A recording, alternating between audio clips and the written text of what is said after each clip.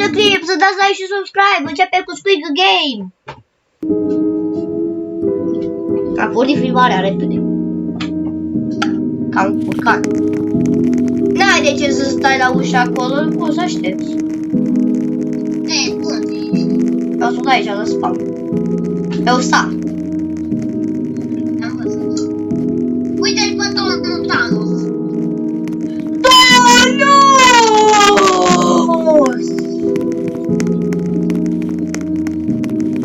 Sunt Thanos de la Thanos. Deci Thanos, știi pe cine a cumpărat? Vrei să zic pe cine a cumpărat Thanos? L-a cumpărat pe Thanos. De? Thanos, mănâncă cu Thanos. Păi mănâncă cu Thanos. Păi bă, ia niște Thanos. Bă, nu vezi că e Thanos aici? Păi ia-mă pe Thanos. Thanos cu Thanos.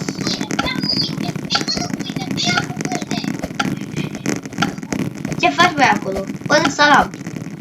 Ia cu pâine. Păi salam cu pâine. Mai adaugă 5 felii de salam. Păi am 5 felii de salam. 5 felii de pâine? Nu vezi și tu 5 felii de pâine. 15.000 de felii. 15.000 de felii de salam. Nu? Da.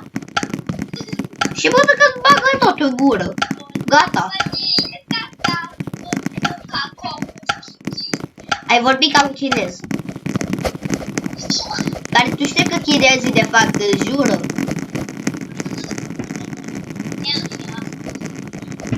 Today we'll be playing red light, green light. When it says green light, Asta era harta care vrea să o alegi. when it says red light, stop. If your movement is detected afterwards, you will be eliminated.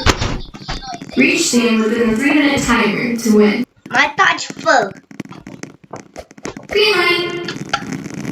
Dacă am murit, spune-mi. Red light. Oh, aproape! Red light. Green light. Red light. Ai murit? Green light. Red light. Era pe care să mă mișc. Green light. Ai murit? Red light. Eu stau pe tine. Green light. Te uiți pe mine? Red light. Bă, tu ai văzut cât de aproape? Mă duc, mă return tot lobby. Bă, cum? Cum? Hai, gata, Shari.